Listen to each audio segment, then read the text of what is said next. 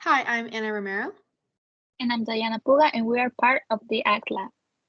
Today we're going to be discussing a bioremediation of the ongoing plastics crisis, looking specifically at the synthesis and analysis of polystyrene. Plastic is a mysterious material in the natural world. Natural substances decompose, are broken down by bacteria or bugs, and they go back to their essential elements like carbon, oxygen, or nitrogen. But plastic doesn't do that. It just gets smaller and smaller versus to plastic, which is why microplastics stay in the environment for millions of years. Plastics also have slow degradation times and are very difficult to recycle. One of these plastics is polystyrene, which accounts for almost half of the total annual plastic waste. But recent studies have shown that mealworms can eat this plastic without having harmful consequences.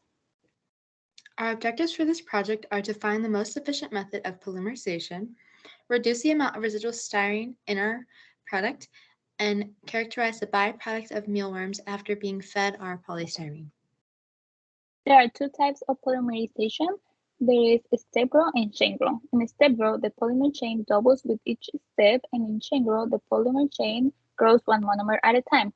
Both of our methods, reflux precipitation polymerization and free radical polymerization, are chain growth polymerization.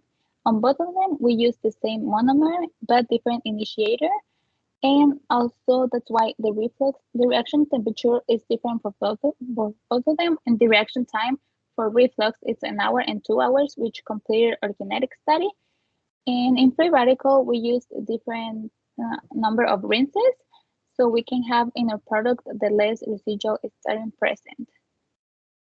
For our results, we completed proton NMR analysis of all of our products. In figures 1 and 2, you can see the NMR graph of our reflux product, figure 1 being 1 hour and figure 2 being 2 hours. If you look in the highlighted region, you can see that there is a lesser peak at 5.5 parts per million in figure 2 when compared to figure 1, indicating a lower amount of residual styrene in our product that was allowed to reflux for 2 hours. Figure 3 is a comparative NMR graph from our literature. For free radical polymerization, figures 4 through 6 are our products. Figure 4 being our product rinsed once with methanol, figure 5 being our product rinsed twice with methanol, and figure 6 being our product rinsed 3 times with methanol. We increased rinses with methanol as our monomer is methanol soluble while our polymer is not. As you can see in figure 6, there is the lowest peak at 5.5 parts per million, indicating the lowest amount of residual styrene in our product. With these results, we conclude that reflux precipitation polymerization is more efficient than free radical polymerization, and additional reflux time in reflux and additional rinsing with methanol in free radical will get less residual styrene present in our final product. For future works, for further characterization, we will be using MALDI, which is a type of soft ionization, and when molecules become ionized through protonation.